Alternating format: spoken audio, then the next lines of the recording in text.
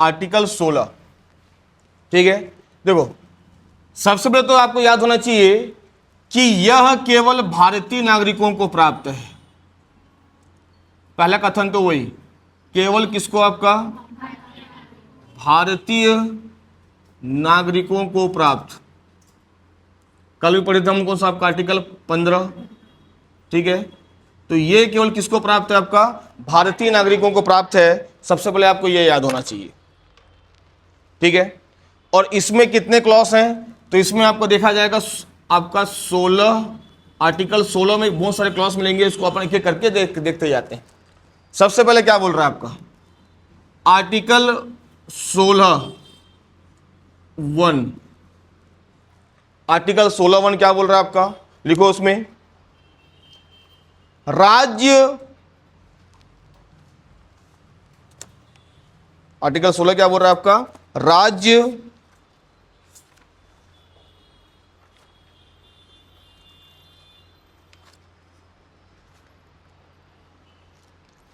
किसी भी व्यक्ति को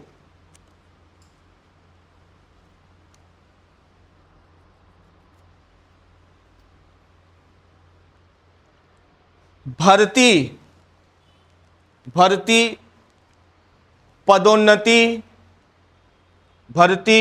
पदोन्नति अवकाश पेंशन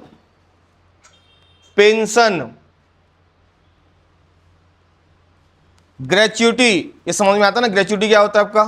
ठीक है, आपका ग्रेच्युटी लिख दो पहले, क्या आपका ग्रेच्युटी। ठीक है, आदि में विभेद नहीं करेगा, आदि में विभेद नहीं करेगा, आदि में विभेद नहीं करेगा। ठीक है, मतलब इसमें आर्टिकल 16(1) में यह बोल दिया कि राज्य किसी भी व्यक्ति को लोक अवसरों में क्या नहीं करेगा, आपका विभेद नहीं करेगा। उसको हमने 5 आधारों पर बांट दिया। पद आपका कौन कौन सा, आपका भर्ती के बाद पदोन्नति के बाद अवकाश के बाद पेंशन, और पेंशन के बाद ग्रेच्युटी। ठीक है, आपका इन 5 आधारों पर राज्य कभी भी किसी को विभेद नहीं करेगा। धर्म, जाति, लिंग जो भी है सबको छुट्टी मिलेगा तो सबको समान छुट्टी मिलेगा। सबको भर्ती होगा तो सब भर्ती करेंगे, आपका सब उसमें क्या फॉर्म डाल सकते हैं। सबको अवकाश मिलेगा तो सबको अवकाश मिलेगा। ठीक है, आपका राज्य किसी को भी ऐसा कार्य, आपका राज्य किसी व्यक्ति के लिए ऐसा कार्य नहीं कर सकता, लेकिन व्यक्ति कर सकता है। ठीक है ना, आपका मतलब ये राज्य को दिए गए तुम्हारे क्या आपका अधिकार है कि राज्य किसी भी व्यक्ति को इन 5 आधारों पर विभेद नहीं करेगा। ठीक है, आपका मतलब साफ बोल रहा है आपका, नीचे लिख लेना उसमें, अर्थात लोक नियोजनों में, रोजगार में सभी को समान अवसर दिया जाएगा। लोक नियोजनों में या आपका रोजगार में सबको समान अवसर दिया जाएगा। लोक नियोजन में सभी को समान अवसर दिया जाएगा। लोक नियोजन में सभी को समान अवसर दिया जाएगा। बन जाएगा समझ में। अब देखो इसमें बात कहा गया समान अवसर,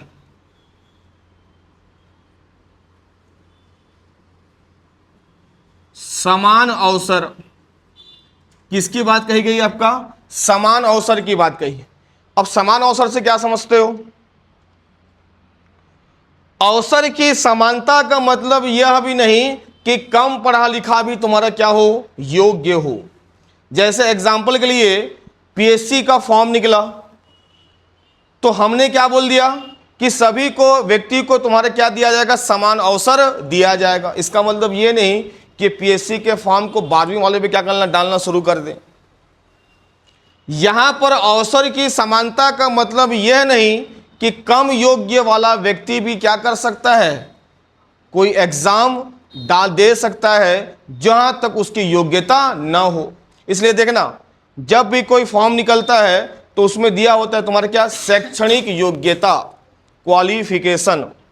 यदि आप वो क्वालिफिकेशन में आपका धारक नहीं हो तो आप वो फॉर्म को नहीं डाल सकते। मतलब राज्य ये नहीं बोल रहा है, इसका मतलब ये मत समझ लेना कि आपकी सरकार आपको क्या कर रही है, भेदभाव कर रही है। भेदभाव नहीं कर रही है, मतलब आप उस पद के योग्य नहीं हो, इसलिए आप फॉर्म नहीं डाल रहे हो। भाई यदि एचआर का कोई जॉब निकल रहा है तो आप एमबीए किए ही नहीं हो, तो आप कैसे फॉर्म डाल सकते हो? बात समझ में आ रहा है आपका? तो ब्रैकेट में लिख लेना, अवसर की समानता का अर्थ यह नहीं, नीचे लिखना ब्रैकेट में, अवसर की समानता का अर्थ यह नहीं, अवसर की समानता का अर्थ यह नहीं कि कम पढ़ा लिखा व्यक्ति भी योग्य हो। अवसर की समानता का अर्थ यह नहीं कि कम पढ़ा लिखा व्यक्ति भी क्या हो, आपका योग्य हो।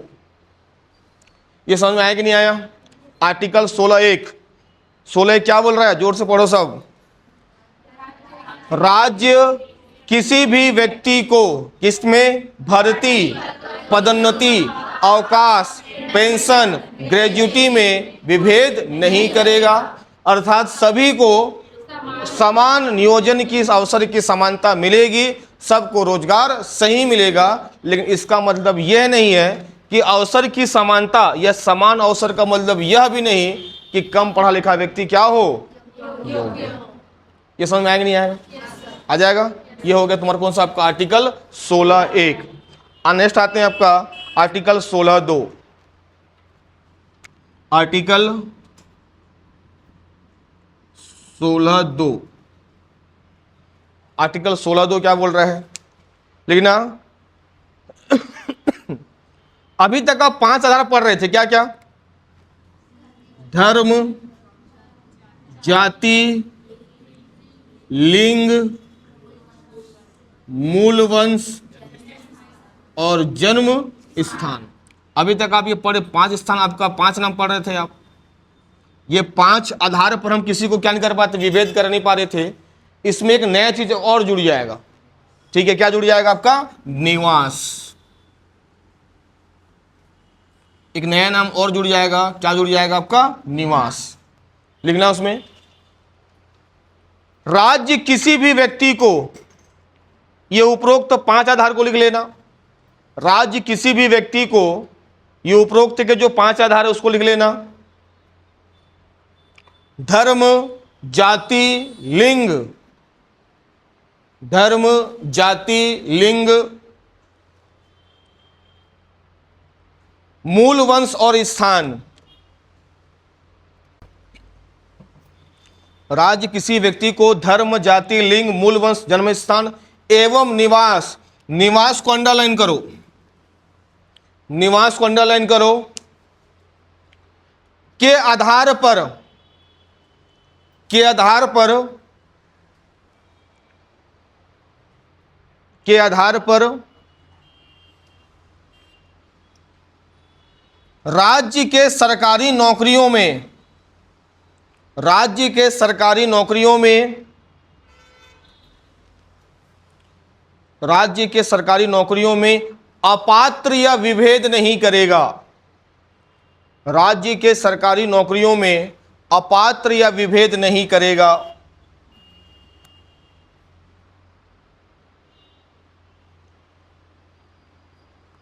राज्य के सरकारी नौकरियों में अपात्र या विभेद नहीं करेगा। बन जाएगा? समझ में आया कि नहीं आया आपका? इसमें क्या जुड़ गया आपका? निवास। ठीक है, निवास। भाई पहले में 5 चीज था, एक चीज और जुड़ गया, कौन सा? आपका निवास। बस इतना आपको आर्टिकल याद होना चाहिए। इसमें यह बोला गया है कि किसी व्यक्ति को धर्म, जाति, लिंग, मूल वंश, जन्म स्थान और निवास के आधार पर विभेद नहीं करेगा। ये आर्टिकल 16(1) हो गया और 16(2) हो गया। समझ में आएंगे नहीं आए? लेकिन जैसे ही 16(3) लिखोगे तो राज्य क्या करेगा? निवास के आधार पर विभेद करना शुरू कर देगा। याद करना, हर चीज संविधान में 2 चीज बताए गए हैं। पहले बताया जाता है कि नहीं किया जाएगा, लेकिन राज्य कुछ ऐसे अधिकार प्राप्त होते हैं, क्योंकि हमारा देश कल्याणकारी राज्य है, वेलफेयर स्टेट है। बात समझ में आ रही ना? मतलब हम जब कुछ काम नहीं कर पाते तो फिर कौन करता है? आपका सरकार। मैं आपको पहले ही बता चुका हूं। मैं भारत एक ऐसा देश है कि यहां पर महंगाई कभी कम नहीं हो सकता। वो कम इसलिए नहीं हो सकता कि जनसंख्या इतनी ज़्यादा है, और जनसंख्या ज़्यादा होने के कारण सरकार सभी योजनाओं को आपका इम्प्लीमेंट कर सकता है, लेकिन सभी जगह पहुंचा नहीं सकता। तो आर्टिकल 16(1) और 16(2) में सरकार ने राज्यों को ये निर्देश दिया कि आप इन 5 आधारों पर, और 16(2) में इन 6 आधारों पर आप विभेद नहीं कर सकते। लेकिन जब राज्य को लगता है कि भाई ऐसा करना, भाई ये मौलिक अधिकार है, लेकिन इसके बाद राज्यों को कुछ शक्तियां दी गई कि वो तोड़ मरोड़ सकते हैं कुछ चीजों में। ठीक है आपका। और आर्टिकल 16(3) क्या बोलता है? लिखो 16(3) में, 16(3) क्या बोल रहा है? संसद कानून बनाकर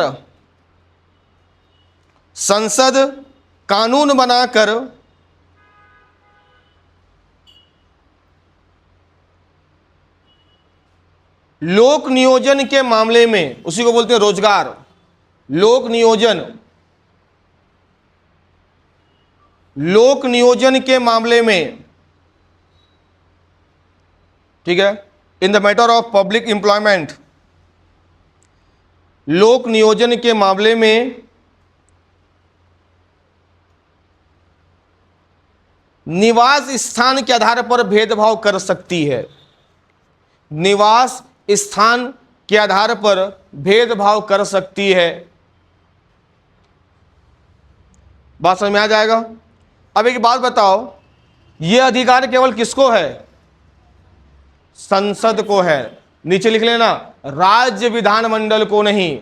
राज्य की सरकार ऐसा नहीं कर सकती, केवल कौन करेगा? आपका संसद ही करेगा। ठीक है, यह अधिकार केवल संसद को है, राज्य विधानमंडल को नहीं है। ठीक है, यह अधिकार केवल किसको है? आपका संसद को है, राज्य विधानमंडल को नहीं है। यह आपको याद होना चाहिए। यह अधिकार केवल संसद को है, राज्य विधानमंडल को नहीं है।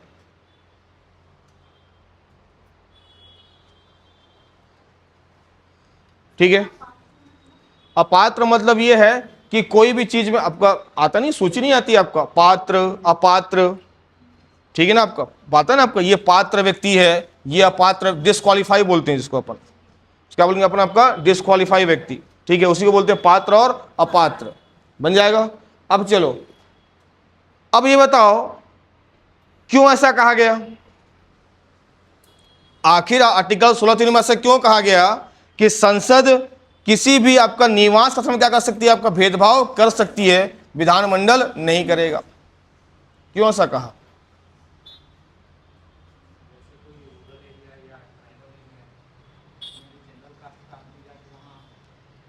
एग्जाम्पल के लिए कि छत्तीसगढ़ राज्य में व्यापम का कोई जॉब निकला, व्यापम का कोई जॉब निकला, और व्यापम में क्या मांगता है? आपका डोमिसाइल या निवास प्रमाण पत्र मांगता है।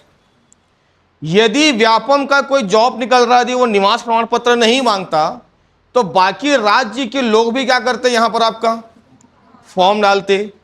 हो सकता था कि बाकी राज्य के लोग में योग्यता ज्यादा होती, और यहाँ के जो व्यापम, जो राज्य के निजी लोगों के लिए, जो राज्य के यहाँ के निवास के लोगों के लिए जो पद निकला था, वो क्या होता? आपका बाहरी व्यक्ति क्या करते? उसमें आपका पात्र हो जाते। ठीक है आपका। इसलिए जब राज्य के द्वारा कोई एग्जाम निकाला जाता है, तो सरकार ने कहा उसको हम निवास के आधार पर क्या कर सकते हैं? भेदभाव कर सकते हैं। ये पहला चीज। और दूसरा, हर राज्य का अपना सिविल सर्विस का एग्जाम होता है। जैसा हमारा छत्तीसगढ़ पीएससी है, झारखंड का झारखंड पीएससी है, उड़ीसा का उड़ीसा पीएससी है, आपका उत्तर प्रदेश का यूपी पीसीएस है, मध्य प्रदेश का एमपी पीएससी है। तो वहाँ के लोग तो ये एग्जाम को दे सकते हैं, और वहाँ के जब लोग एग्जाम देंगे तो उनको जाति के आधार पर आरक्षण मिलता है। एसटी को आरक्षण, एससी को आरक्षण, ओबीसी को आरक्षण, जनरल को आरक्षण। जैसे छत्तीसगढ़ पीएससी में यदि आप एग्जाम देने जाओगे तो उसमें भी निवास मांगेगा, और निवास यदि आप वहीं के हो और बोलेगा कि आप कौन से जाति से बिलोंग करते हैं, एसटी से हो, एससी से हो, ओबीसी से हो, जनरल से हो, लेकिन उसे लिखना पड़ेगा। लेकिन आप छत्तीसगढ़ में कोई भी जाति के हो और चाहते हो कि मैं यूपीपीसीएस या एमपीपीएससी का एग्जाम दूं, तो वहां पर आप कोई भी जाति के हो, वहां पर आप अपने कास्ट में क्या लिखना पड़ेगा, आपको जनरल ही लिखना पड़ेगा, क्योंकि अब आप उस राज्य के निवासी, मतलब सरकार ने क्या कर दिया, निवास के आधार पर भेदभाव करना। ये बात समझ में आया कि नहीं आया? संतोष, किसको समझ में नहीं आया? आ जाएगा ना? मतलब आप अपने राज्य में व्यापम का एग्जाम दे सकते हो, दूसरे राज्य में नहीं दे सकते। आप अपने राज्य में सीजीपीएससी का एग्जाम अपने आरक्षण के आधार पर दे सकते हो, दूसरे राज्य में नहीं दे सकते, क्योंकि दूसरे राज्य में आप केवल फॉर्म डाल सकते हो, एग्जाम दे सकते हो, लेकिन आपका कैटेगरी क्या होगा, जनरल। लिख लोगे इसको एग्जाम्पल में लिख लेना, बन जाएगा। आगे बढ़े लिखोगे, लिखवाना पड़ेगा, लिख लोगे ना? ठीक है, क्योंकि यहां पर आप उस राज्य के नागरिक नहीं हैं, देश के नागरिक नहीं, आप उस राज्य के नागरिक नहीं हैं, ठीक है ना आपका। इसलिए देखे ना, जब भी जैसे अभी आप आधार कार्ड है, आधार कार्ड कहाँ का है, यदि आपका रायगढ़ जिले का है, आप रायगढ़ जिले का है, और यदि आप क्या बना रहे हो, आपका ड्राइविंग लाइसेंस बना रहे हो, तो आप लाइसेंस कहाँ बनाओगे, जाके आप अपने जिले में बनाओगे। ऐसा होता है कि नहीं होता है आपका? ठीक है आपका, चूंकि आधार कार्ड में आपका होम टाउन, ठीक है, जहां से आप निवास करते हो सकता है रायगढ़ जिला पढ़ने आए हो कहाँ के, आपका सारंगढ़ जिला के हो, तो आप आधार कार्ड का डाटा कहाँ का होगा, आपका सारंगढ़ जिले का होगा। तो बात वैसी है कि भाई हो छत्तीसगढ़ के, एग्जाम देना चाहते हो एमपीपीसीएस का, तो आप एग्जाम दे सकते हो, टॉप में आएगा तो पोस्ट भी ले सकते हो, लेकिन आप वहां पर केवल जनरल ही कहलाओगे। यहां पर यदि आपका आरक्षण मिलता है तो उस राज्य के नागरिक नहीं हो, तो आपको वहां का आरक्षण आ जाएगा समझ में, आ जाएगा समझ में ना। ये क्या हो गया आपका 16(3). इधर आया कि नहीं आया समझ में? क्या नाम, अंजलि? नहीं आया तो गधी बोलती क्यों नहीं है, चुपचाप बैठे रहते हो? अब बता, तुम लोग ना, जब बोल रहा हूं आ रहा समझ में आ रहा है कि नहीं आ रहा है, आ रहा है कि नहीं आ रहा, चुपचाप बैठे रहते हो गधे लोग। क्या समझ में नहीं आ रहा है इसमें? खड़े हो बता, चल खड़े हो बता, क्या समझ में नहीं आ रहा है इसको?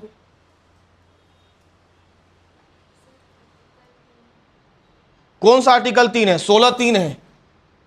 क्या समझ में नहीं आ रहा है इसमें तेरे को?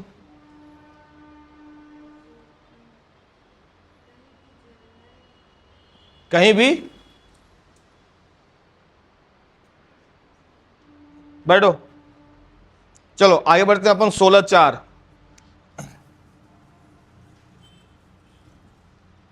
चलो 16(4) क्या बोल रहा है?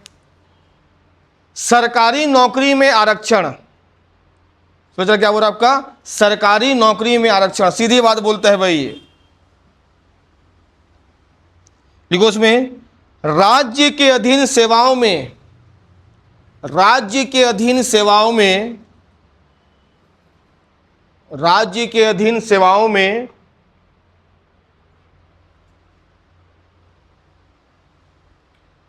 पिछड़े लोगों के लिए आरक्षण,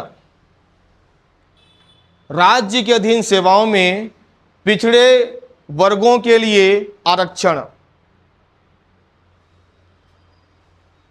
ठीक है। अब ध्यान से इधर सुनो, आर्टिकल 16(4) बोल रहा है कि सरकारी नौकरी में आरक्षण, ठीक है। जैसे हर राज्य का आरक्षण अलग अलग होता है, ध्यान समझना। जैसे आपका आर्टिकल आ गया 16(4) में कि सरकारी नौकरी में क्या दिया जाएगा, आपका आरक्षण दिया जाएगा, ये निर्णय करने का अधिकार केवल और केवल किसको है, आपका राज्य को है, केंद्र नहीं कर सकता। राज्य देखेगा कि भारत या छत्तीसगढ़ में कौन से लोग हैं जिनको सहूलियत दिया जाए, ठीक है आपका। तो सरकार को लगा कि भाई जनरल, सबसे लगा कि भाई एसटी को जनसंख्या ज्यादा है, 32% आरक्षण दे दिया जाए। एससी की जनसंख्या कम है, इसको 12% क्या दिया दिया है, आरक्षण दिया जाए। और ओबीसी की जनसंख्या भी ज़्यादा है, इसको क्या दिया जाए आपका, 14% क्या दिया जाए आपका, आरक्षण दिया जाए। और इस प्रकार छत्तीसगढ़ में कितना आरक्षण है आपका, 58% क्या है आपका आरक्षण। 50% से ज़्यादा नहीं होना चाहिए, सुप्रीम कोर्ट ने कहा है, लेकिन छत्तीसगढ़ में कितना आरक्षण है आपका, 58% आरक्षण है, याद करना। 32% एसटी को है, 12% एससी को है, ओबीसी को कौन क्या है आपका 14%। ये कौन दिया है, राज्य। ये कौन दिया आपका, राज्य। मतलब जो लिखे हो ना आपका कि सरकारी नौकरी में आरक्षण का अधिकार केवल किसको है आपका, राज्य को है। वो क्योंकि भाई हमारे देश में जनसंख्या कितनी है आपका, एसटी जनसंख्या कितनी है आपका, वर्तमान में आपका 78 लाख। 2011 की अपन जनगणना देखें तो कितना आपका 78 लाख। अभी की जनगणना देखें कितना हो गया आपका 58 लाख। कितना हो गया आपका 58 लाख। एससी की जनसंख्या कितनी है आपका, लगभग 33 लाख। कितनी आपका 33 लाख की जनसंख्या है। ओबीसी की जनसंख्या देखें तो लगभग तुम्हारा आपका 60 लाख से ज्यादा है ओबीसी की जनसंख्या। तो 1.5-2 करोड़ की जो जनसंख्या है वो किसमें आपका एसटी एससी और ओबीसीओं का है। तो सरकार ने क्या दे दिया इनको, आपका जनसंख्या के आधार पर क्या दे दिया, आपका आरक्षण दे दिया। लगा कि भाई ये समाज के पिछड़े लोग हैं, इनको समाज सरकारी नौकरी में आगे आना चाहिए। एसटी को 32, एससी को 12, ओबीसी को। अभी हम पढ़ेंगे ईडब्ल्यूएस, ठीक है, आपका ईडब्ल्यूएस पढ़ेंगे, आपका आर्थिक रूप से आपका सवर्ण, ठीक है। उसको बताऊंगा आपको आर्टिकल कोड से आपका 16(6) में। अभी बस आपको याद होना चाहिए कि सरकारी नौकरी में आरक्षण की बात कौन सा करता है, आपका आर्टिकल 16(4) करता है। बन जाएगा आपका कि राज्य क्या करेगा, राज्य अपने अधीन सेवाओं में क्या कर सकता है, आपका पिछड़े वर्गों को क्या दे सकता है, आपका आरक्षण दे सकता है। ठीक है, आरक्षण कैसे कैसे दिया आपका, एसटी को 32, एससी को 12, ओबीसी को। बन जाएगा, लिख लो इसको।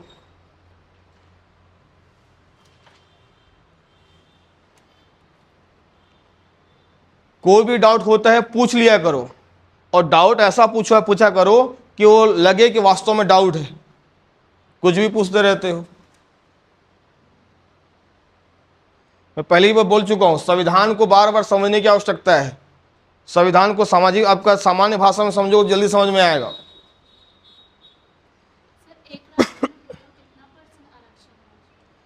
एक राज्य में कितना % आरक्षण होना चाहिए, अभी पढ़ेंगे ना उसको, जब कल बताऊंगा मैं आपको आरक्षण पूरा डिटेल बताऊंगा मैं आपको कितना आरक्षण नहीं होना चाहिए। 50% आरक्षण अधिक नहीं होना चाहिए। लेकिन हमारे राज्य में तुम्हारा जनसंख्या ज्यादा है इनकी, इसलिए क्या दे दिया गया आपका, सरकार ने उनको आरक्षण दे दिया।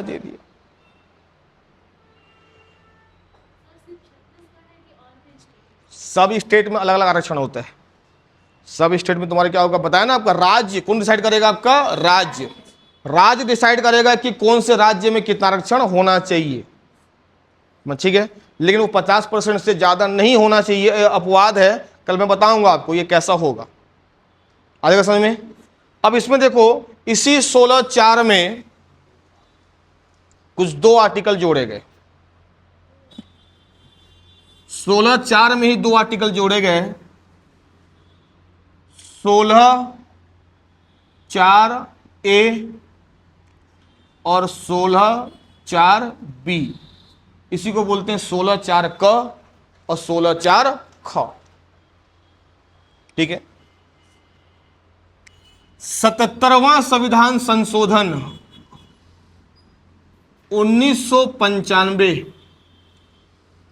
77वां संविधान संशोधन 1995 के कहा गया कि एसटी एससी को पदोन्नति में भी क्या मिलेगा, आपका आरक्षण।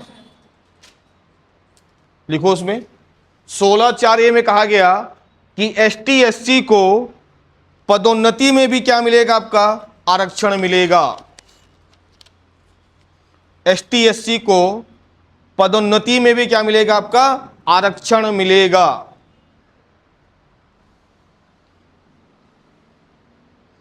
ठीक है, 77 अमेंडमेंट एक्ट तो आपका 1995 में ये कहा गया, ये 16(4) क है ना, इसमें क्या बोला गया आपका कि एसटी एससी को पदोन्नति में क्या मिलेगा आपका, आरक्षण मिलेगा। सब याद, देखो संविधान संशोधन आपको बिल्कुल याद होना चाहिए, समझ आ रहा है ना आपका, वो क्या आपका कि कौन सा अमेंडमेंट में ऐसा हुआ है। अब ये बताओ पदोन्नति में आरक्षण क्या होता है कि आपने कोई सरकारी पद ले लिया, आपने कोई सरकारी पद ले लिया और यदि आप जनरल से बिलोंग करते हो तो हो सकता है आपको पदोन्नति बहुत जल्दी ना मिले, लेकिन यदि आप एसटी एससी से हो तो आपको क्या मिल सकता है, पदोन्नति में भी क्या मिलेगा, आपको आरक्षण मिलेगा। कौन से में कहा गया, 16(4) में कहा गया, लेकिन 16(4) के 16(4) का में कहा गया। ये बात समझ में आया कि नहीं आया? आ जाएगा, सिंपल भाषा में समझो। अभी ये डिटेल कल पूरा करूंगा मैं आपको, ये कल पूरा डिटेल होगा कैसे कैसे लाया गया, बस आप अभी आर्टिकल पढ़ते जाओ। 16(4) में कहा गया कि लोक नियोजनों में सरकारी सेवाओं में पिछड़े वर्गों को क्या दिया जाएगा, आपका सरकारी नौकरी में आरक्षण दिया जाएगा। और 16(4) का बोल के हमने ये कह दिया कि केवल एसटी एससी को क्या मिलेगा, आपका पदोन्नति में आरक्षण मिलेगा। ठीक है, 16(4) क्या बोलता है, 81वां संविधान संशोधन 2000 लाया गया, 81 अमेंडमेंट एक्ट 2000 लाया गया, 81वां संविधान संशोधन 2000 लाया गया। और इसमें बोला गया आपका कैरी फॉरवर्ड थ्योरी, ये इसको बोलते हैं अग्रनयन का सिद्धांत, अग्रनयन का सिद्धांत, जिसको आप सिंपल भाषा में बैकलॉग बोलते हो। क्या बोलते हो आपका, बैकलॉग, या इसी को बोलते हैं आपका कैरी फॉरवर्ड थ्योरी। ठीक है, आपका कैरी फॉरवर्ड थ्योरी, अग्रनयन का सिद्धांत। ये समझ में आया कि नहीं आया? आ गया, क्या है कैरी फॉरवर्ड थ्योरी? ऐसे आ गया बोलते हो, क्या है कैरी फॉरवर्ड थ्योरी, क्या है अग्रनयन का सिद्धांत, क्या है? ध्यान से देखो इधर, 2022 में 100 पद निकले, 100 पोस्ट निकले। ठीक है आपका, जिसमें 25% का जो 25 पद है ये तुम्हारा क्या है, आपका एसटी एससी के लिए है, मतलब आरक्षित पद है। कितना पद है आपका, आरक्षित पद। 100 में कितना पद है आपका, आरक्षित। लेकिन 2022 में केवल 15 पद ही भर पाए, 10 पद क्या हो गए, बच गए। 10 पद क्या हो गया, बच गए। भाई 2022 में 100 पोस्ट कोई पद निकला होगा, कोई भी एग्जाम के लिए। हर साल पीएससी क्या निकाल रहा है, पद निकाल रहा है। कितना पद निकाला, 100 पद। 100 पद में 25 पद किसके लिए हमने रिजर्व कर दिया, एसटी और एससी के लिए कर दिया। लेकिन एसटी एससी उस 25 पद में भी मात्र 15 ले पाए, 10 बच गए। तो 10 जो बच गए वो आपका खराब नहीं हो गए, या उसको सरकार नहीं बोलेगी कि आपका चलो कोई बात नहीं।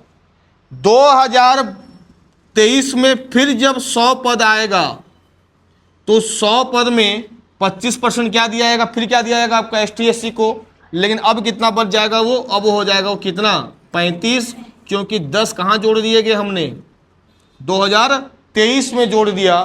तो वही 10 को हमने क्या कर दिया, कैरी मतलब क्या कर दिया हमने, उसको दे के उसको क्या कर लिया, आपका फॉरवर्ड कर दिया, आगे फॉरवर्ड कर दिया ना। उसी को बोलते हैं कि आपका अग्रनयन का सिद्धांत। ऐसा करके यदि 50% से ज्यादा भी आरक्षण मिलता है तो वो आरक्षण नहीं कहलाएगा, क्योंकि जो आरक्षण मिल रहा है वो पहले का है, वर्तमान का। बात सुन, तुम जो पूछ रही थी ना उसका आंसर यही है। बात समझ में आ रहा है, ये समझ में आया कि नहीं आया? बहुत आपका जटिल थ्योरी है, ध्यान समझना, सिंपल भाषा में समझोगे आ जाएगा। भाई पहले पद कितना निकला था 2022 में, 100 पद। रिजर्व कितना पद था आपका, 25। कितना भर पाया, कितना बच गया। फिर अगले साल पद आया कितना, 2023 में, फिर कितना पद आया, अब कितना जन आरक्षण कितना था आपका, 25 था, मतलब 25% क्या था आपका रिजर्वेशन। लेकिन फिर कितना बच गया? 10 को हमने जोड़ दिया, कितना हो गया? लेकिन आप कितना बोलोगे? आप 25 ही बोलोगे, 35 क्यों नहीं बोलोगे? क्योंकि जो 10 पद था वो पिछले साल का था, जिसको हमने क्या कर दिया है? फॉरवर्ड करके क्या कर दिया है? जोड़ दिया है। तो आरक्षण कितना कहलाएगा? 25% ही कहलाएगा, 35%। बात समझ में आ रहा है? ये होगा तुम्हारा कौन सा आपका सिद्धांत? अग्रनयन का सिद्धांत। कौन सा आपका? 81वां संविधान संशोधन 2000 के द्वारा। ये बात समझ में आएगा नहीं आएगा? लिख लो इसको।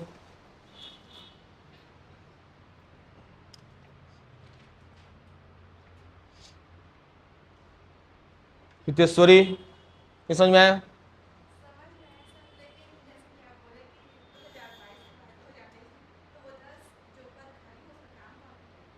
काम कौन करेगा? ST/SC लोग काम करेंगे।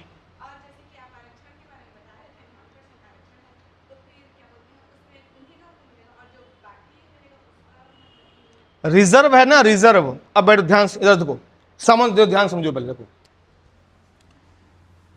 100 पद निकला, ध्यान इधर समझो। 100 पद निकला, 100 पद में 50 पद क्या आपका? जनरल। 20 पद तुम्हारा क्या आपका? OBC। 15 पद क्या आपका? आपका SC। और 15 पद तुम्हारा क्या?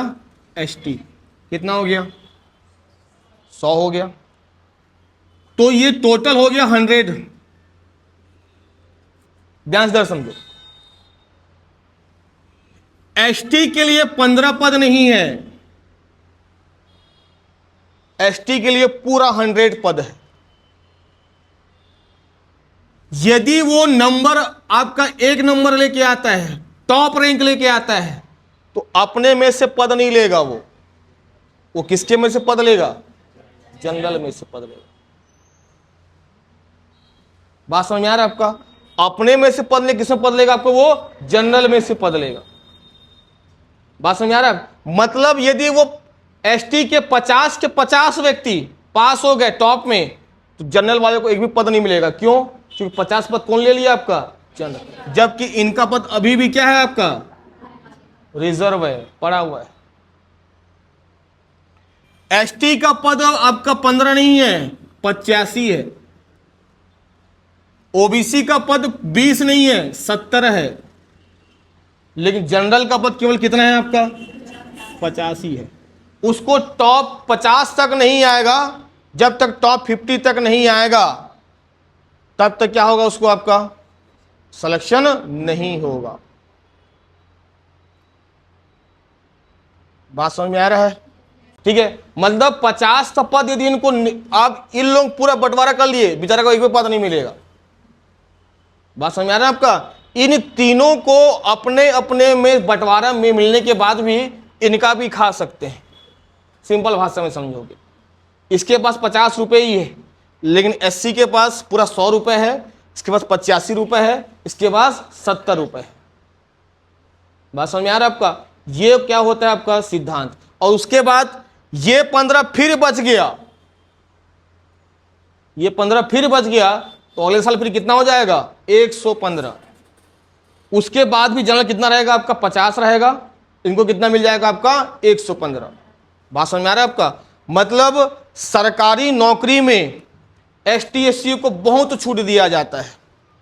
मैं विगत 10 साल से पढ़ा रहा हूं और मैं हर लोगों को यही बोलता हूं कि यदि कोई ST/SC व्यक्ति है तो उसको सरकारी नौकरी में ही ज्यादा ध्यान देना चाहिए।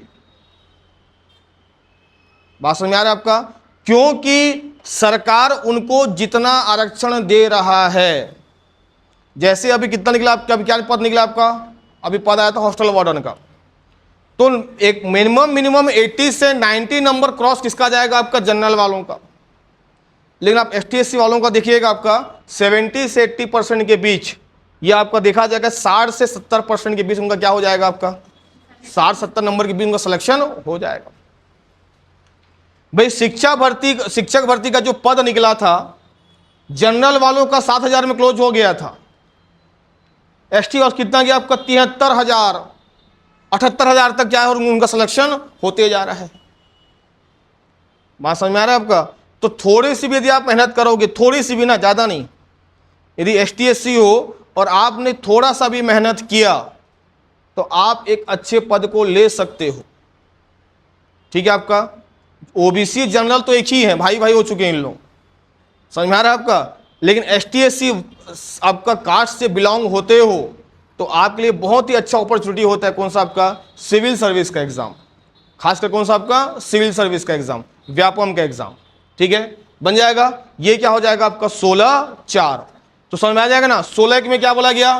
धर्म, जाति, लिंग, मूल वंश और जन्म स्थान के आधार पर आपको विभेद नहीं किया जाए। किसमें? पदोन्नति में, अवकाश में, भर्ती में, पेंशन में, ग्रेजुटी में। 16(2) में बोल दिया गया उपरोक्त 5 आधार पर निवास में भी आपको विभेद नहीं किया जाएगा। ठीक है, लेकिन 16(3) बोल दिया कि संसद चाहे तो निवास में विभेद कर सकती है, राज्य को इसके अधीन छोड़ दिया है। समझ में आ जाएगा? इसलिए व्यापम का एग्जाम अपने राज्य में दे सकते हो, दूसरे राज्य के व्यापम को एग्जाम नहीं दे सकते। अपने राज्य में CGPSC का एग्जाम में आपको आरक्षण मिल सकता है, दूसरे राज्य के एग्जाम में आपको आरक्षण नहीं मिलेगा। 16(4) में यह बोल दिया गया है कि सरकारी नौकरियों में भी आपको आरक्षण मिलेगा। 16(4) कॉल आया गया और यह बोला गया कि ST/SC को सरकारी नौकरी के पदोन्नति में भी क्या मिलेगा? आपको आरक्षण मिलेगा। 77 आपका अमेंडमेंट एक्ट 1995 के तहत। और 81वां संविधान संशोधन 2000 में यह कहा गया कि यदि आपका प्रतिनिधित्व पूर्ण रूप से नहीं हो पाता है, ठीक है, तो उसको क्या कर दिया जाएगा? आपका अग्रनयन सिद्धांत के तहत अगले वर्ष कैरी फॉर, इस देखना आपको लिखना बैकलॉग पद्धति। कई बार देखना कोई फॉर्म भरते हो तो उसमें क्या लिखा होता है? ST/SC में क्या लिखा होता है? कभी देखे होगा जनरल लिखा होगा बैकलॉग पद्धति, किसमें लिखा होता है? आपका बैकलॉग पद किसमें? ST/SC में। जैसे आज आया RI का पद 100 और RI का पद में ST/SC का पद नहीं भर पाया, फिर जब दोबारा पद आएगा तो लिखेगा पद 100 प्लस 30 पद बैकलॉग ST/SC के लिए।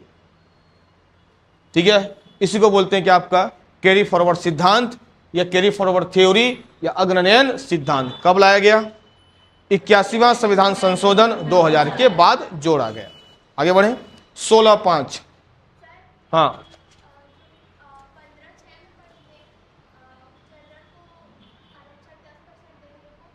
लिखो ना, देंगे ना, अब कहाँ बढ़ा रही हो? आएगा आएगा, अभी 15 कहाँ तक आई हो? 16(4) तक हुआ ना, अभी 16(5) है, 16(6) है, मिलेगा तुमको, मिलेगा। ठीक है, आगे आओ।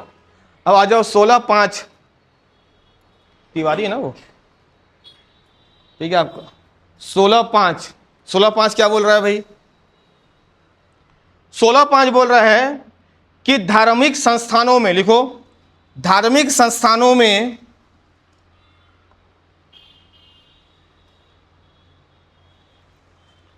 उसी धर्म के व्यक्ति को,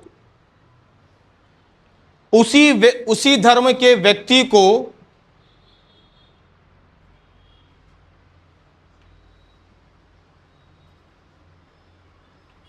वरीयता देने से राज्य नहीं रोक सकती। वरीयता,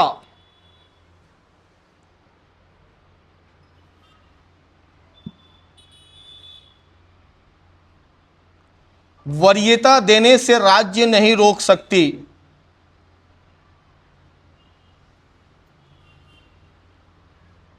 प्रीफरेंस, उसको बोलते हैं कि आपका प्रीफरेंस या वरीयता देने से नहीं रोक सकते। बात समझ में आ रहा है कि नहीं आ रहा है? जैसे एग्जाम्पल के लिए, अब आपने मंदिर खोला है, मंदिर, आपके पास मंदिर खोला मतलब आपने मंदिर बनाया है। अब मंदिर बनाया है, धार्मिक संस्थान है, तुम बोलोगे कोई फारसी क्या करेगा वहां पर आके पूजा पाठ करेगा। अब वो बोलेगा कि भाई मैं तो फारसी व्यक्ति हूं, मेरे को लोक नियोजनों में समान अवसर मिलना चाहिए। तो नहीं, धार्मिक संस्थान में राज्य नहीं बोल सकता कि वहां पर कोई भी व्यक्ति काम कर सकता है। धार्मिक संस्थानों में कोई भी व्यक्ति अपने धर्म अनुसार किसी व्यक्ति की नियुक्ति, यहां पर भेदभाव चल सकता है। नहीं नहीं, क्या आपका हो सकता है? ये समझ में आ रहा है कि नहीं आ रहा है? क्या लिखा गया है? धार्मिक संस्थानों में धर्म आधारित व्यक्ति को वरीयता देने से राज्य नहीं रोक सकता। नहीं, नहीं को क्या करो, अंडरलाइन करो, ठीक है आपका। इसलिए हर धर्म जगह में आपका पंडित होगा, चर्च में फादर होते हैं, सिख में आपका जाओगे तुम्हारे कौन होंगे, आपका वहां पर आपका गुरुद्वारा में आपका गुरुद्वारे होंगे, और तुम्हारा मुस्लिम में कौन होगा, आपका कौन होता है, जो मोहम्मद पैगंबर जो भी होगा आपका वो मौलाना होगा। बात समझ आ रहा है आपका। तो हर जगह धर्म में लोग अपनी अपनी क्या दे सकते हैं, आपका व्यक्ति को नियुक्त कर सकते हैं। जैसे अभी राम मंदिर बना, तो राम मंदिर बना तो कई तुम्हारा क्या हुआ, आपका पुजारियों की क्या हुई, आपका नियुक्ति हुई। अब बोलेगा कि अब मुस्लिम जाएगा, भाई मुझे भी नियुक्ति करो, तो वो लोग बोल सकते हैं कि हम केवल ब्राह्मणों को ही नियुक्ति करेंगे, क्योंकि संस्था भी कैसी है, आपका हिंदू संस्था है, और वहां पर आपका कोई हिंदू ही क्या हो सकता है, नियुक्त हो सकता है। बन जाएगा। ये कौन सा बोलता है, आपका 16 बन जाएगा। चलो अब चंचल तिवारी वाले आगे पढ़ते हैं। अब 16/6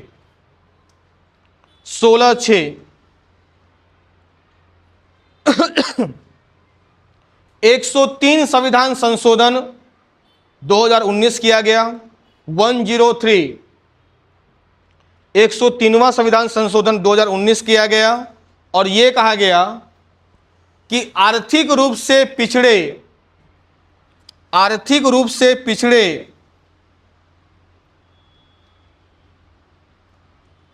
सवर्ण लोगों को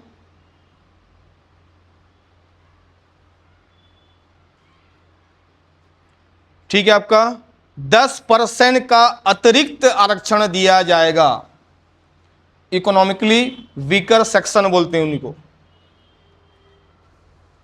इकोनॉमिकली वीकर सेक्शन, या उसी को बोलते हैं EWS। आर्थिक रूप से पिछड़े सवर्णों को 10% का क्या मिलेगा, आपका अतिरिक्त आरक्षण। अतिरिक्त को क्या करो, आपका अंडरलाइन करो, ठीक है ना।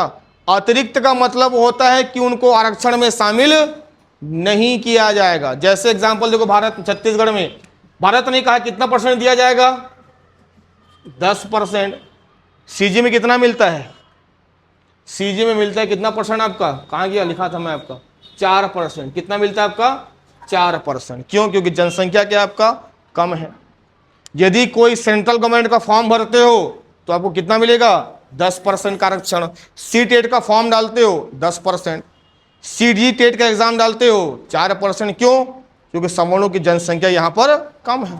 तो हमको कितना मिला है, 4। तो 58/4 कितना हो गया, 62। लेकिन उसको आप 62 नहीं बोलोगे, क्योंकि ये क्या है, आपका अतिरिक्त आरक्षण है, इसको आरक्षण में गिना नहीं जाता।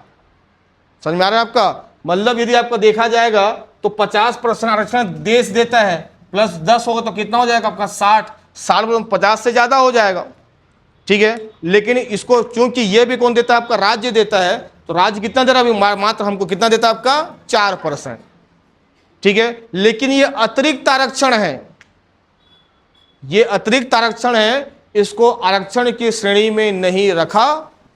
ये समझ में आया कि नहीं आया, क्या नाम है, मनोरमा, आया कि नहीं आया समझ में, मैं क्या बोल रहा हूं मैं आपको नहीं समझ में आया।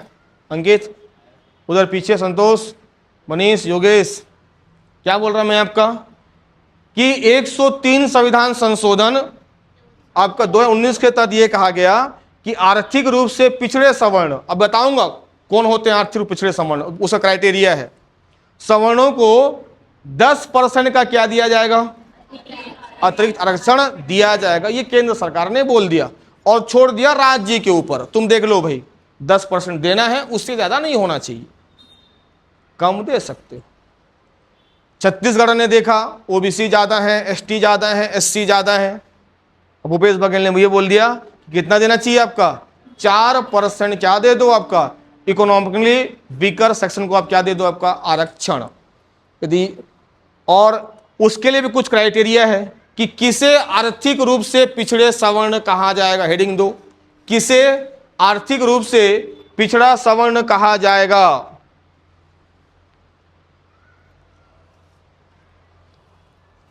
किसे आर्थिक रूप से पिछड़ा सवर्ण कहा जाएगा।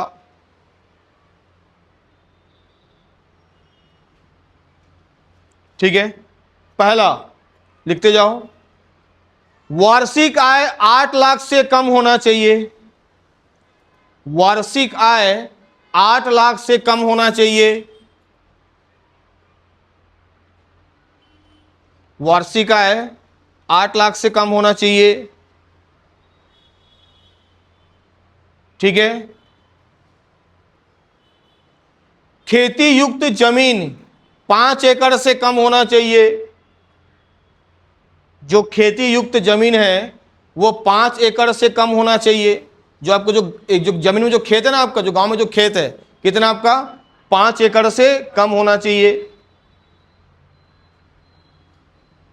ठीक है। और यदि कोई शहर में है ना, कोई शहर, यदि शहर में आपका घर है तो कितना कम होना चाहिए वो। ठीक है। देखो उसमें शहर में जमीन है तो वह 1000 वर्ग फीट से कम होना चाहिए। 1000 वर्ग फीट मतलब कुल मिला के 2 डिसमिल से भी आपका लगभग कितना बोल रहा है आपका 2-2.5 डिसमिल। भाई 436 बराबर कितना आपका 1 डिसमिल। कितना बोल रहा है आपका 1000 वर्ग फीट से क्या होना चाहिए आपका कम होना चाहिए। तो तुम क्या कहलाओगे, सवर्ण। भाई जैसे वर्तमान में यदि आपको EWS सर्टिफिकेट बनाना है तो कहाँ जाओगे, सबसे पहले आपका गांव के पटवारी के पास। वो आपका नाप जो करेगा, जमीन कितना है, गांव का जमीन कितना है, घर कितना है, सरकारी नौकरी कर रहा है तो कितना पैसा कमा रहा है, सबको देखेगा और आपको क्या दे देगा आपका EWS सर्टिफिकेट। जैसे आपको सर्टिफिकेट दिया मतलब आप अब ST SC OBC के बाद चौथे नंबर पे क्या गिने जाओगे, EWS। समझ में आ रहा है आपका। मतलब सबसे पहले किसको दिया गया आपका ST को कितना आपका 32%, SC को कितना दिया गया 13%, सॉरी 12%, OBC को कितना दिया गया 14%, उसके बाद EWS कितना आपका 4%, उसके बाद फिर क्या हो गया आपका जनरल। मतलब जो 100 पद निकलेगा पहले यहां बंटवारा होगा फिर कहां आएगा तुम्हारे पास। बात समझ में आ रहा है आपका। इतना आरक्षण है कितना वर्तमान में आपका छत्तीसगढ़ में। चंचल को समझ में आया, आ जाएगा समझ में ना। तो ये कौन सा हो जाएगा आपका 16/6। नहीं सवर्ण, सवर्ण केवल सवर्ण, जनरल बोला गया ना, आर्थिक रूप से पिछड़ा सवर्ण। सवर्ण केवल कौन आते हैं आपका जनरल, केवल जनरल का। वो निम्न आय वाले ना, वो भी कौन से वाले आपका निम्न आय। भाई आज के समय में सबसे ज्यादा पढ़ा लिखा सवर्ण है और सबसे कम आय वाला कौन है, सवर्ण। आप किसी भी अधिकारी से मिल लो, लास्ट में क्या होगा सिदार खलखो जायलो, ठीक है, आपका अधिकारी वही होते हैं। ठीक है। लेकिन इसका मतलब ये नहीं है कि CGPSC में जो भी टॉप करता है उसमें 10 क्या होते हैं, गोयल मित्तल अग्रवाल शर्मा दुबे यही होते हैं। ठीक है। क्योंकि भाई जाहिर सी बात है जैसा पद है उसको को वैसा हिसाब से पढ़ना पड़ेगा। जनरल वाले आपको पढ़ना ज़्यादा पड़ता है, ले आप ये भी कह सकते हो कि भगवान वैसा करके भेजा भी है कि जनरल वाले ऐसा पढ़ते हैं कि एक बार पढ़ते हैं तो क्या हो जाता है आपका याद हो जाता है। ठीक है आपका, ऐसा मैं बोल सकता हूँ। बाकी ST SC वालों का ऐसा नहीं है। भाई जो भी आपका अभी 300 पद निकलता है तो 300 पद में आपका ST SC भी आगे आ रहे हैं। एक समय था कि ST SC पढ़ाई में रुचि, आज स्थिति ऐसे हो चुकी है कि ST SC क्या कर रहे हैं आपका पढ़ाई कर रहे हैं। भाई हमारे पास अभी 100 स्टूडेंट हैं, सुबह शाम मिला के आपका 100 या आपका 80 स्टूडेंट हैं, उसमें से तुम्हारा आपको लगभग 70 क्या है, 70 नहीं 75 ST SC, बाकी 4-5 क्या मिलाएंगे आपका OBC मिल जाएंगे आपका, जनरल तो है ही नहीं। एक ही है चंचल तिवारी बेचारी, हाँ ये भी है, हाँ तुम भी हो। ठीक है आपका, ठीक है आपका, बात समझ में आ रहा है आपका। तो इस हिसाब से तुम्हारे क्या हो रहा है आपका आरक्षण बन जाएगा। अब देखो सुप्रीम कोर्ट में केस हुआ मीरा कमरिया वर्सेस सुनीता।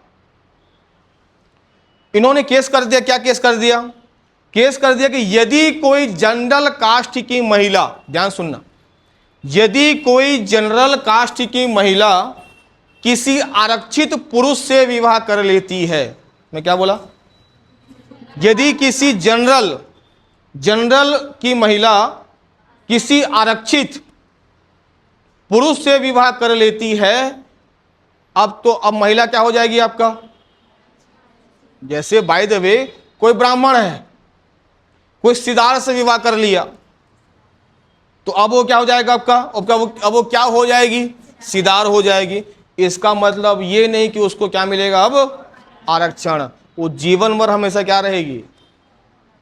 तो दिखता के शादी करना भाई, ठीक है आपका, समझ में आ रहा है ना आपका? यदि कोई जनरल कास्ट की कोई आपका महिला है और यदि किसी पुरुष से शादी करती है और वो तुम्हारा कैसा पुरुष है आपका?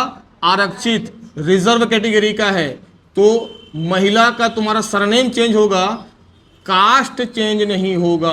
वो हमेशा क्या होगा आपका? जनरल की ही रहेगी। लेकिन पुरुष हमेशा आरक्षित रहेगा। इसका परिवार पूरा फायदा उठाएगा आरक्षण का, केवल ये महिला क्या नहीं उठाएगी? आपका फायदा नहीं उठाएगी। इसी को बोलते हैं मीरा कमरिया वर्सेस सुनीता। लिख लो उसमें आपका मीरा कमरिया वर्सेस सुनीता केस। मीरा कमरिया वर्सेस सुनीता केस। इसमें क्या कहा गया है? यदि कोई सामान्य वर्ग की महिला, यदि कोई सामान्य वर्ग की महिला किसी आरक्षित वर्ग के पुरुष से शादी करती है, किसी आरक्षित वर्ग के पुरुष से शादी करती है, तो उसे आरक्षण का लाभ नहीं मिलेगा, तो उसे आरक्षण का लाभ नहीं मिलेगा। किसको? हाँ, उनको मिलेगा, लेकिन उस महिला को नहीं मिलेगा। महिला के बच्चे को क्यों नहीं मिलेगा भाई? महिला को नहीं मिलेगा, महिला के बच्चे को मिलेगा ना, बन जाएगा। ये हो गया तुम्हारा पूरा कौन सा आर्टिकल आपका? आर्टिकल 16। देखो आर्टिकल 16 का ये केवल ब्रीफ हिस्ट्री है, जिसमें केवल आप क्या पढ़े हो? आपका आर्टिकल पढ़े हो 16(1), 16(2), 16(3), 16(4), 16(5) और 16(6). इसका पूरा इतिहास, आरक्षण क्या है, आरक्षण व्यवस्था कैसी है, इससे क्या लाभ है कि हानि है, ये आप पे डिपेंड करता है आपकी सोच के ऊपर। इसका मैं अलग से क्लास लूँगा, और वो क्लास कब लूँगा मैं आपको बताऊँगा, ठीक है? हो सकता है संडे को, हो सकता है शनिवार को, ठीक है आपका, या कल भी हो सकता है, ठीक है? बता दिया जाएगा आपका। और कि पढ़ने की आवश्यकता है कि नहीं है? पढ़ना है कि नहीं पढ़ना, बताओ तो फिर मैं आगे बढ़ूँ। संतोष, अरे बोलोगे तो बताऊँ, नहीं तो मैं बताऊँगा। हाँ,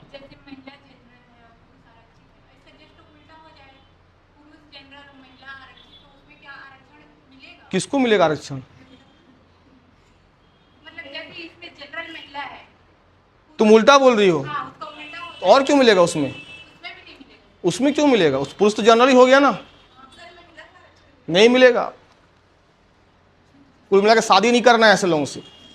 बात समझ में आ रहा है ना आपका? चुपचाप जनरल में हो, शादी किससे करो? आपका जनरल से, ठीक है भाई? आप महिला, आपका कहाँ आरक्षित वर्ग की महिला है, और क्या पुरुष कैसा आपका? जनरल वर्ग का, तो शादी करके कहाँ है आप? तो क्या मिलेगा आपको? जनरल कास्ट के हो जाओगे। बात समझ में आ रहा है ना आपका?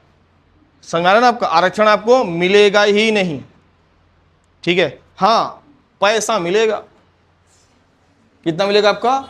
जो भी सरकार दे रही है पैसा, कि यदि कोई आरक्षित वर्ग की महिला से आप शादी करते हो, ठीक है आपको, तो क्या मिलेगा? आपको पैसा मिल सकता है, क्योंकि आप उच्च वर्ग के हो और आपने क्या ले लिया? आपका किसी आपका निम्न वर्ग से आपका क्या कर लिया? आपका शादी कर लिया। हाँ, हालांकि उच्च वर्ग निम्न वर्ग नहीं बोलना चाहिए, ठीक है आपका, ये जाति का तुम्हारा सिस्टम है, लेकिन उसमें ऐसा कहा गया है कि भाई आपका पैसा मिल सकता है, आरक्षण का लाभ आपको नहीं मिलेगा। बन जाएगा? ये हो गया तुम्हारा आर्टिकल 16। अगर आरक्षण पढ़ना होगा तो मुझे बता देना, नहीं तो अपन कल क्या पढ़ेंगे? आपका आर्टिकल 17, ठीक है आपका।